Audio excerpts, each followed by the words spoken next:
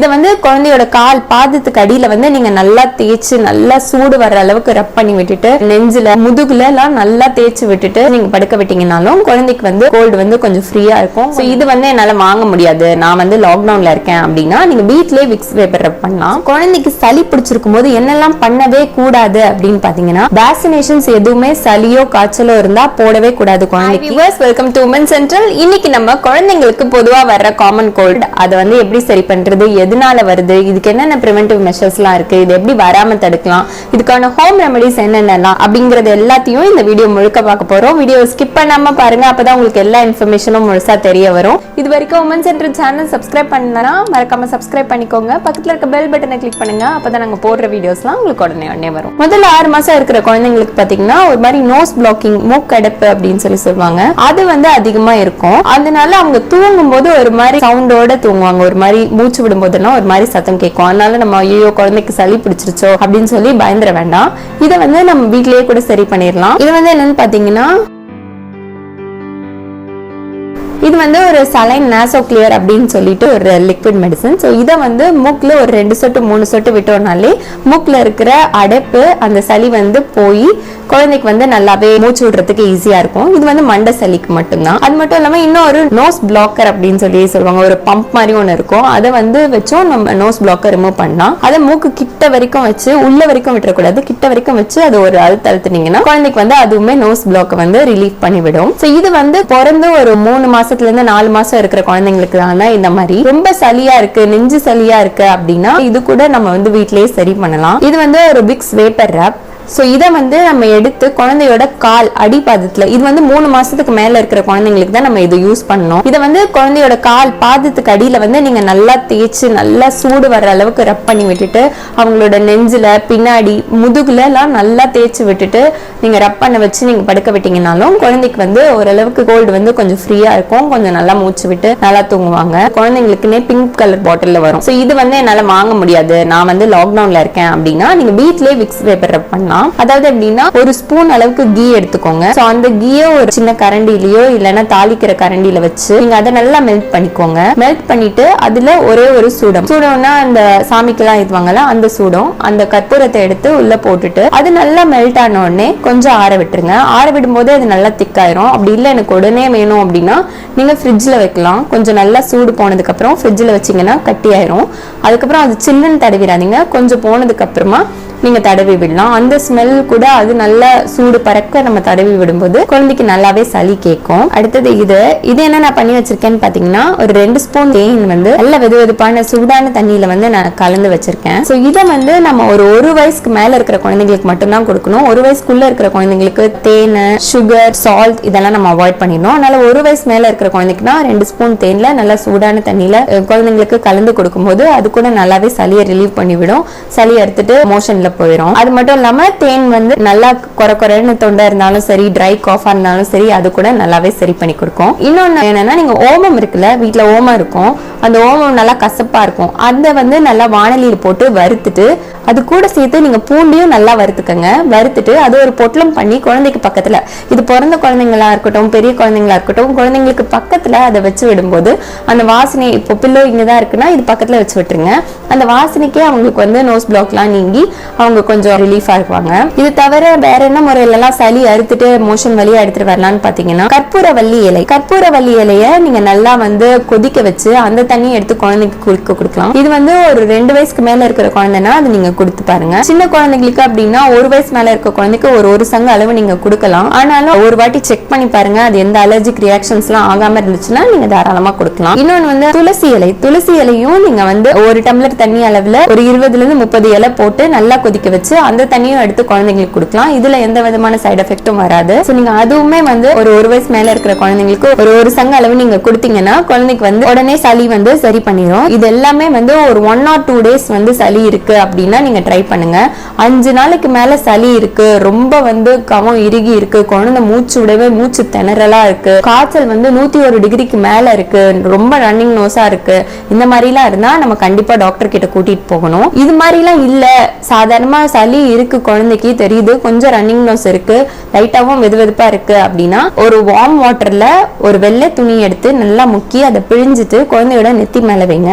ஒரு ஒத்தி அந்த மாதிரி ஒத்தனம் கொடுத்து எடுக்கும்போது குழந்தைக்கு வந்து அந்த சளியெல்லாம் எடுத்துட்டு கொஞ்சம் பாடி டெம்பரேச்சரும் நார்மல் ஆகும். ஃபிக்ஸ் எல்லாம் வராம இது தடுக்கும். அடுத்தது நீங்க என்ன பண்ணலாம்னு பாத்தீங்கன்னா குழந்தைக்கு வந்து ஆவி பிடிக்க வைக்கலாம். பெரியவங்க தான் நல்லா வந்து இந்த நல்லா சூடான தண்ணியில ஆவி பிடிப்போம்.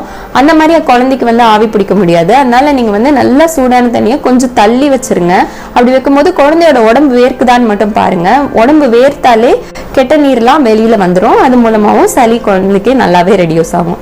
ஸோ நான் இதெல்லாம் ட்ரை பண்ணிட்டேன். இந்த வாட்டியை சளியை போக்கிட்டேன். அடுத்த வாட்டியில இருந்து என் குழந்தைக்கு சளியே வரக்கூடாது அப்படின்னா நீங்க என்னென்ன பண்ணலாம் அப்படின்னா குழந்தைக்கு இம்யூனிட்டியை நல்லா ஏற்றி விடணும். ஏத்துற மாதிரியான பொருட்களை குழந்தைக்கு சாப்பிட கொடுக்கணும். குழந்தைக்கு இம்யூனிட்டி பூஸ்ட் பண்ற அளவுக்கு நம்ம ட்ரெயின் பண்ணி வளர்க்கணும். அது எப்படிலாம் பண்ணலாம்னா ஃபர்ஸ்ட் பால் குடிக்கிற குழந்தையா இருந்தா அதிகமா பால் கொடுங்க, தாய்ப்பால் கொடுங்க. அதுலயே நிறைய இம்யூனிட்டி வளரும். பிறந்து 45 நாளைக்கு மேல குழந்தைக்கு நிறைய வேக்சினேஷன்ஸ் போடுவாங்க. அப்போ நீங்க டாக்டர் கிட்ட சளிக்குன்னு ஏதாவது வேக்சினேஷன் இருக்கான்னு கேட்டு சளிக்குன்னே நிறைய வேக்சினேஷன்ஸ் இருக்கு. அந்த வேக்சினேஷன்ஸ் நீங்க குழந்தைக்கு கொடுக்கும்போது குழந்தைக்கு ஓரளவுக்கு சளி வராம கண்ட்ரோல் ஆகும். இதை தவிர வேற என்னெல்லாம் இம்யூனிட்டி பூஸ்ட் பண்ணலான்னு பாத்தீங்கன்னா குழந்தைக்கு நீங்க என்ன போரேஜ், ரைஸ் போரேஜ் அந்த மாதிரி ஏதாவது பண்ணீங்கன்னாலும் ஒரு பிஞ்ச்ல கொஞ்சமா மஞ்சள் தூள் சேர்த்துக்கோங்க. மஞ்சள் தூள் நீங்க அதிகமா சாப்பாடுல சேர்க்கும் போது குழந்தைக்கு நிறைய ஆன்டி ஆக்சிடென்ட்ஸ் மஞ்சள் தூள்ல இருக்கு. அதனால இம்யூனிட்டி பவர் அதிகமா பூஸ்ட் ஆகும். நீங்க குழந்தைக்கு ஒரு சங்க அளவு கொஞ்சம் பெரியவங்களானோடனே ஒரு 7 மாசம் 8 மாசம் ஆயிட்டாங்கனாலே சீரக தண்ணியில கொஞ்சமா மஞ்சள் தூள் போட்டு கலந்து கொடுக்கலாம். மஞ்சள் தூள் பால் கொடுக்கலாம். 1 வயசு மேல இருக்கிற குழந்தைங்களுக்கு மஞ்சள் தூள் மாட்டுப்பால் கொஞ்சமா கொடுக்கலாம். இதெல்லாமே வந்து நல்லாவே இம்யூனிட்டி பவர் பூஸ்ட் பண்ணும். நீங்க பச்சையாவே வந்து துளசி இலையை கடிச்சு சாப்பிடும் போது கூட குழந்தைக்கு வந்து நல்லா இம்யூனிட்டி பவர் பூஸ்ட் ஆகும். நிறைய கீரை வகைகள் செஞ்சு கொடுங்க. கீரை சூப்பு, காய்கறி சூப்பு, சிக்கன், மட்டன் இது எல்லாத்துலயுமே வந்து நிறைய புரோட்டீன்ஸும் இருக்கு. நிறைய இம்யூனிட்டியும் பூஸ்ட் ஆகும். குழந்தை பாடி அதிகமா ஸ்ட்ராங் ஆக குழந்தைங்களுக்கு வந்து நிறைய இம்யூனிட்டி பவர் அதிகமா இருக்கும். இம்யூனிட்டி அதிகமா இருக்கிறது என்னன்னு பாத்தீங்கன்னா சிட்ரஸ் ஃப்ரூட்ஸ்லயும் கீரை வகைகள்லயும் தான். சிட்ரஸ் ஃப்ரூட்ஸ்ல ஆரஞ்சு நீங்க நிறைய கொடுக்கலாம், லெமன் நீங்க நிறைய கொடுக்கலாம். கீரை எந்த கீரை கிடைச்சாலும் குழந்தைக்கு அட்லீஸ்ட் சாப்பிட பிடிக்கலனாலும் சூப்பாவது பண்ணி கொடுத்துருங்க. இந்த மாதிரிலாம் நிறைய பண்ணிட்டு இருக்கும்போது குழந்தைக்கு நல்லாவே இம்யூனிட்டி பூஸ்ட் ஆயிரும். முதல்ல குழந்தைங்களுக்கு எதனால சளி வருது அப்படின்றது நம்ம தெரிஞ்சுக்கலாம். சின்ன குழந்தைங்களுக்கு எப்பவுமே இம்யூனிட்டி பவர் ரொம்ப ரொம்ப கம்மியா இருக்கும். அதனாலதான் குழந்தைங்களுக்கு சளி வருது. ஏதாவது சின்ன கிருமிகள், ஏதாவது இன்ஃபெக்ஷன்ஸ் அதெல்லாம் குழந்தைக்கு படும்போது குழந்தைக்கு வந்து அது சளியா கன்வெர்ட் ஆயிருது. குழந்தைக்கு சளி பிடிச்சிருக்கும் போது என்னெல்லாம் பண்ணவே கூடாது அப்படின்னு பாத்தீங்கன்னா ரொம்ப குளிர போகுது அப்படின்னு சொல்லி நம்ம ஸ்வெட்டர் எல்லாம் போட்டு விட்டுற கூடாது. அந்த மாதிரி எல்லாம் போட்டு ரொம்ப மூடியே வச்சிருந்தோம்னா குழந்தைக்கு அது வந்து சளி அதிகப்படுத்தி விட்டுரும். ஏற்கனவே பாடி ரொம்ப ஹீட்டா இருக்கிறனால தான் சளி அப்படியே இருந்துட்டே இருக்கு. நம்ம இன்னும் ஹீட் அதிகப்படுத்தி விட்டோம்னா குழந்தைக்கு சளி அதிகமா தான் ஆகும், கம்மியாகாது. அதனால ஓரளவுக்கு அவங்களுக்கு கொஞ்சம் நார்மலான கிளாத்ஸ் போட்டு லைட்டா நீங்க மூடி விட்டாலே போதும். ரொம்ப டைட்டாலாம் மூடி விட்டு அந்த மாதிரி பண்ண வேண்டாம். அதே மாதிரி ஃப்ரெஷ் ஜூசஸ் வந்து நம்ம அவாய்ட் பண்ணணும். ஆனா கோகனட் வாட்டர் குடிக்கலாம் தான் டாக்டர் சொல்றாங்க. ஆனா ஃப்ரெஷ் ஜூசஸ்லாம் நீங்க அவாய்ட் பண்ணணும். ஏன்னா ஆல்ரெடி உடம்புக்குள்ள பாக்டீரியா இருக்கும்போது இதுலயுமே கொஞ்சம் பாக்டீரியாஸ்லாம் இருக்கும். அதனால நம்ம வந்து கொஞ்சம் கண்ட்ரோல் பண்ணிக்கலாம். வீட்ல எப்பவுமே ஒரு தெர்மோமீட்டர் வச்சுக்கோங்க. குழந்தையோட அக்குள் அடியில வச்சு அவங்களுக்கு டெம்பரேச்சர் செக் பண்ணி பாருங்க. 101 டிகிரிஸ்க்கு கீழே இருக்கு அப்படின்னா அவங்களுக்கு வந்து நீங்க இந்த ஹோம் ரெமெடிஸே ட்ரை பண்ணலாம். 101 டிகிரிஸ்க்கு மேல இருக்கு அப்படின்னா நீங்க இமீடியட்டா டாக்டர் செக் பண்ணணும். குழந்தைக்கு சளி இருக்கும்போது குழந்தை வந்து எந்த ஃபுட்டுமே சாப்பிட மாட்டாங்க. அவங்களுக்கு சாப்பிட தோணாது. எப்படி நம்ம பெரியவங்களா இருக்கும்போது நமக்கும் ஃபுட்டு சாப்பிடவே தோணாது, உடம்பெல்லாம் வலிக்குமோ அதே மாதிரி குழந்தைக்கும் உடம்பெல்லாம் வலிக்கும், அவங்களுக்கும் சாப்பிட தோணாது. அந்த சமயத்துல நம்ம என்னெல்லாம் பண்ணக்கூடாதுன்னு பாத்தீங்கன்னா அப்போன்னு பார்த்து ஒரு பவுல் நிறைய ரைஸ் போரேஜ் வச்சு சாப்பிடுன்னு ஊட்டி நம்ம இது பண்ண முடியாது. அந்த சமயத்துல நீங்க அதிகமா பிரஸ்ட் ஃபீடிங் கொடுக்கலாம். நிறைய லிக்விட் ஐட்டம் அதிகமா கொடுத்துட்டே இருங்க பேபிக்கு. அதுவே சளியை நல்லா கண்ட்ரோல் ஆகும். ஒரு 1.5 வயசு 2 வயசு மேல இருக்கிற குழந்தை அப்படின்னா நீங்க வெதுவெதுப்பான வார்ம் வாட்டர் நிறைய கொடுத்துட்டே இருக்கலாம். ரொம்ப சில்லுனோ மோரோ இல்ல பால் அதெல்லாம் வந்து ரொம்ப சில்லுன்னு கொடுத்துறாதீங்க.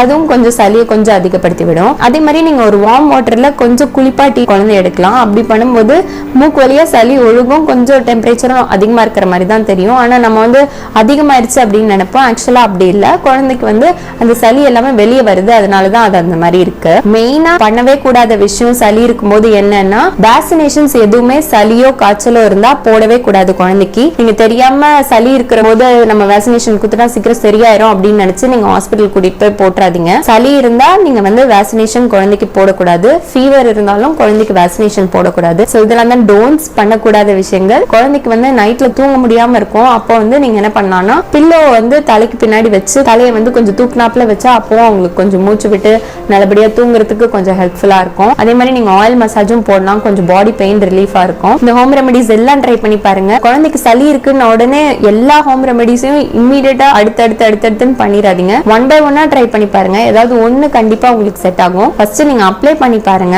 அதுலயே குறைஞ்சிரும். அதுக்கப்புறம் ரொம்ப முடியல அப்படின்னா நீங்க வாய் வழியா கொடுக்க ஆரம்பிங்க. ரெமெடிஸ் எல்லாம் ட்ரை பண்ணி பாருங்க. யாரெல்லாம் குழந்தைங்க ரொம்ப கஷ்டப்படுறாங்களோ, சளியில கஷ்டப்படுறாங்களோ, அவங்க எல்லாருக்கும் இந்த இன்ஃபர்மேஷனை ஷேர் பண்ணுங்க. உங்க சேனல் இது வரைக்கும் சப்ஸ்கிரைப் பண்ணலன்னா மறக்காம சப்ஸ்கிரைப் பண்ணிக்கோங்க. பக்கத்துல இருக்க பெல் பட்டனை கிளிக் பண்ணுங்க. அப்பதான் நாங்க போடுற வீடியோஸ்லாம் உங்களுக்கு உடனே வரும். தேங்க்ஸ் ஃபார் வாட்சிங்.